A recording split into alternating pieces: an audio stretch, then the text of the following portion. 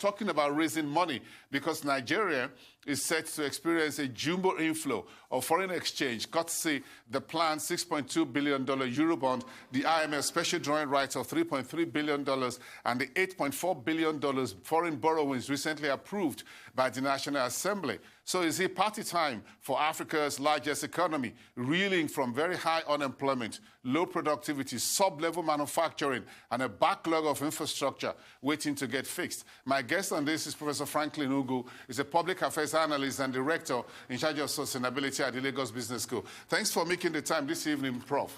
Thank you for having me, boss. Good evening. Good times are here. Celebrate with me. With close to $18 billion of expected inflows. Let's party. If you're on the surface of it, it's positive. And also, if you're leading from the back, it's also positive. In the sense that some of these inflows from IMF to the Eurobond and also the other borrowing that we are trying to make. But the question is, if you rethink so many things, first of all, it means that, for example, the Eurobond, we are now moving away from concessional borrowing to commercial borrowing. And of course, if we are saying that it's going to improve our foreign exchange reserve, that's true. But it means that we are technically converting liabilities into assets to support the Naira. So it will support the Naira in terms of our foreign exchange. But also, when you look at the foreign reserves of other developing and emerging markets, you know that we are not doing well at all. So if you look at Saudi Arabia at over $500 billion, if you look at India at over $470 billion, if you look at Brazil at over $350 billion, it means, and we are still talking about 30-something billion dollars. If we get all this money, we'll now be about 40-something billion dollars. Then, of course, that tells you that we are not doing well. But another issue is also the utilization and in terms of what we're going to do with the money that we are going to get. And it also seems that what we are doing at the moment is just borrowing.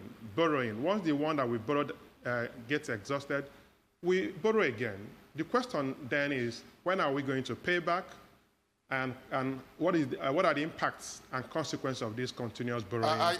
There were some plans about what to spend this money on ground. What are you seeing on the grounds in terms of how those jumbo FX inflows will be spent? The SDR from the IMF is to support COVID-19. The Eurobond is to support the budget. The $8.4 billion approved by the Lawan-led National Assembly is also to be part of infrastructure, what have you.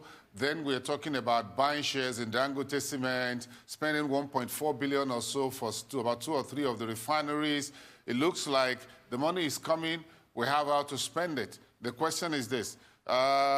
What's your thinking about these spending plans?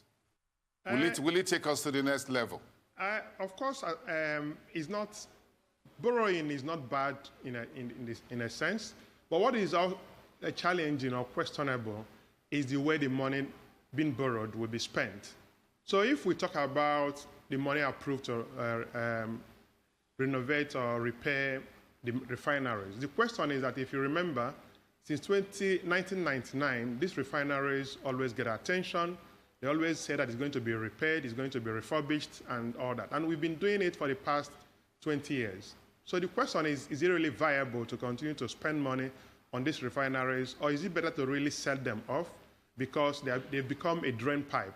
And if you also notice that NNPC just declared that they have made a deficit of 1-something trillion, then the question then is, what's the essence of continuous spending on these refineries?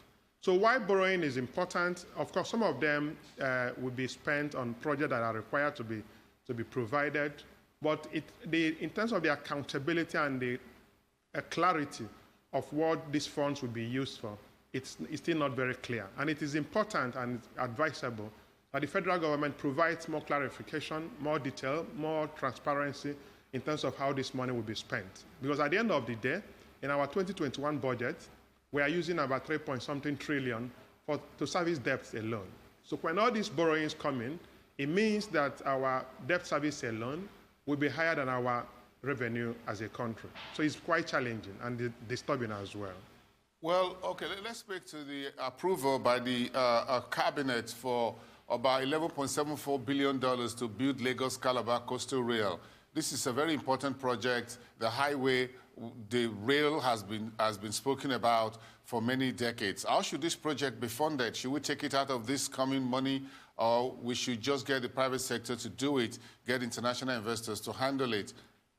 I think that given the importance and the relevance of this kind of project like Lagos-Calabar Coastal Rail and other rail lines, it should be funded through public-private partnerships and getting good investors with good accountable mechanisms and standards to actually manage it.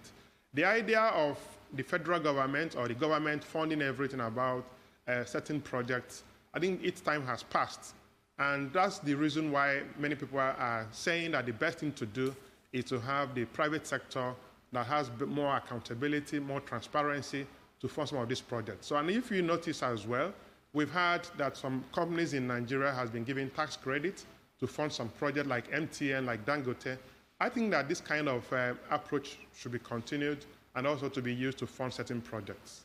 Nigerians are looking to hear about projects that will have an immediate impact on their lives, on their livelihoods. That's where we are right now. Do you have any of these programs on the table right now that we can see for this money?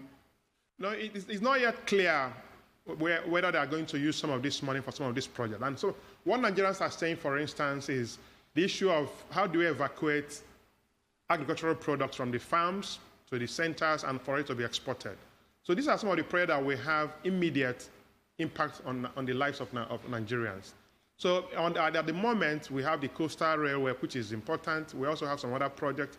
But Nigerians are demanding that they need more projects, more or less what they can see, feel the impact in the next 12 months, in the next 6 months, in the next 18 months, as the case may be.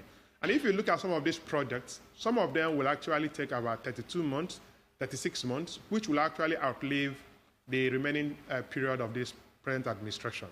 So it is important also that the government rethink some of the projects and say, how can we start and finish projects within the regime of this, within the period of this present administration? Okay, you talked about the agricultural value chain. In what other areas do you think we can spend money? Part of this, about $18 billion from the IMF, from the Eurobond and all of that, if we get the entire $6 billion, and if we can lay our hands about $8-point-something billion from multilateral agencies, what else and what sectors do you think we can quickly reflate the economy and create jobs very quickly?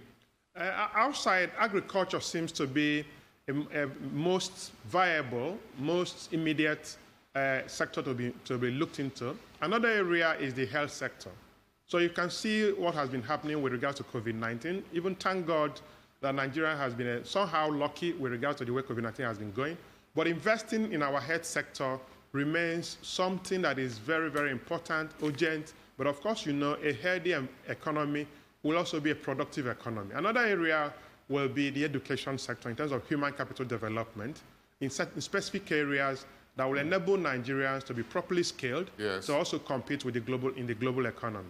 Thank you so much, Professor Franklin Ngwu, Director of Sustainability Center at the Lagos Business School. Thank you. Have a great weekend.